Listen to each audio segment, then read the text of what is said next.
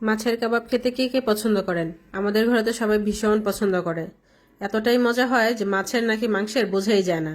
তো আজকে আপনাদের সাথে সেটাই শেয়ার করব যে আমি কিভাবে মাছের কাবাবটা করে থাকি।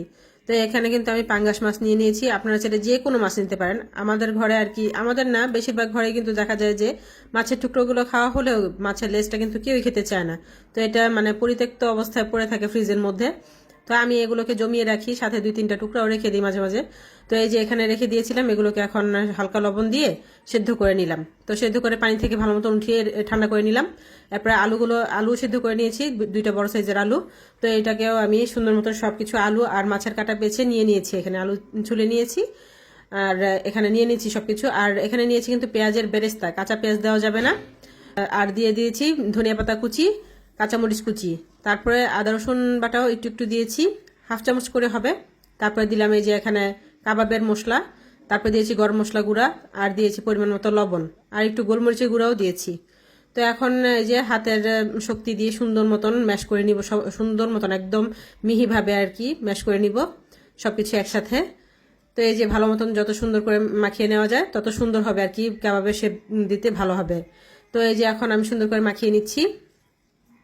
এই কাবাবটা খেতে সত্যি অসাধারণ হয়, আপনারা বাসায় ট্রাই করে দেখবেন যারা এখন পর্যন্ত খাননি। তো এই যে এখন আমি কর্নফ্লাওয়ার দিয়ে দিচ্ছি, 2 চামচ আর কি ভরে ভরে দিয়ে দিলাম। তো কর্নফ্লাওয়ারটা দিয়েও আবার কিছুক্ষণ মেখে নিব। মাছের কাবাব মানে সবাই সচরাচর খায় না, কিন্তু মাছের লেজটা কিন্তু দেখবেন যে অনেকের ঘরে খাওয়া হয় না। তো এইভাবে যদি আপনারা করে নেন কয়েকটা একসাথে জমিয়ে রেখে, তো দেখবেন যে আপনার ঘরে সবাই একদম কারাকারি লেগে যাবে, এতটাই বেশি টেস্ট হয়ে থাকে। তো আমি কিন্তু একটু টেস্টিং সল্টও দিয়েছিলাম, ওটা অপশনাল, চাইলে দিতে পারেন, না চাইলে না দিবেন। আর লবণটা একটু কম হয়ে গিয়েছিল, তাই আবার একটু লবণ দিয়ে দিলাম। তো লবণের পরিমাণটা বুঝে দিবেন। সেদ্ধ করার সময় কিন্তু আমি মানে একদম সামান্য পরিমাণে দিয়েছি, যাতে মাছের কোনো গন্ধ থাকলে চলে যায় আর কি। তো এতটাই কম দিয়েছিলাম। আর যদি মাছটা বেশি পুরনো হয়ে থাকে, আপনাদের ফ্রিজে অনেক দিন যাবত থাকে, তাহলে কিন্তু একটু লেবু টুকরাও দিতে পারেন সেদ্ধ করার সময়। তো যাই হোক, আমার মাছগুলো কিন্তু বেশি পুরনো নয়, তো এই জন্য আর কি আমি এভাবে সেদ্ধ করে নিয়েছি। আর হ্যাঁ, পাঙ্গাস মাছের চামড়া যেহেতু মোটা থাকে, তাই ওটা কিন্তু আমি ফেলে দিয়েছি। এখন এই যে কাবাবের শেপ দিয়ে নিচ্ছি, লম্বা করে শেপ দিয়েছি আমি কোফতা আকারে, আবার এই যে টিকিয়া বা কোফতা যেটাই বলেন আর কি।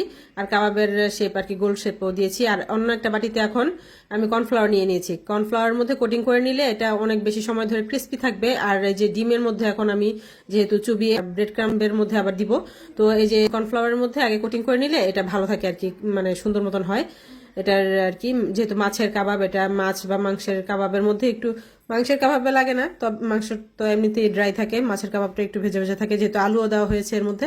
তো এই জন্য আর কি, তো কর্নফ্লাওয়ারের মধ্যে আর কি কোটিং করে নিলাম। তো এখন এই যে ডিমের মধ্যে চুবিয়ে চুবিয়ে আমি এখন এটাকে ব্রেড ক্রাম্বের মধ্যে গড়িয়ে নিব। তো এটা চামচের মাধ্যমে করবেন, যাতে হাতে থেকে মানে ডিম ফেটানোটা যদি ব্রেড ক্রাম্বের মধ্যে পড়ে, তাহলে কিন্তু ব্রেড ক্রাম্বগুলো নষ্ট হয়ে যাবে, ভেজা ভেজা হয়ে যাবে। তো এই জন্য আর কি, তো এভাবে আমি চামচের মাধ্যমে করে নিয়েছি সবগুলো। হাতের মাধ্যমে করে নিয়েছি, মানে চামচ দিয়ে আর কি ডিম থেকে উঠিয়েছি, যাতে ডিমের ইয়েটা হাতে না ভরে। তো এখন এই যে ভাজতে চলে আসলাম, এই যে ফ্রাই প্যানের মধ্যে তেল দিয়ে গরম করে নিয়েছি, এখন আর কি সুন্দর মতো ভেজে নিব। আর বাকিগুলো যেগুলো থাকবে এক্সট্রা, ওগুলো আমি এখন ফ্রিজে রেখে দিব। এটাকে আপনি বিকেলের নাস্তাও খেতে পারেন, আবার চাইলে পোলাও বা সাদা ভাতের সাথে আপনারা সার্ভ করতে পারেন। মানে এত বেশি টেস্ট হয়, যারা খাবে কেউ বুঝতেই পারবে না এটা কিসের কাবাব। আর অনেক বেশি মজা, অনেক বেশি মজা হয়। আর রেসিপি তো দেখলেনি কত সহজ বানানো, রান্না তো সহজই হওয়া উচিত, তাই না? তো বাসায় ট্রাই করে দেখবেন, ভালো লাগবে।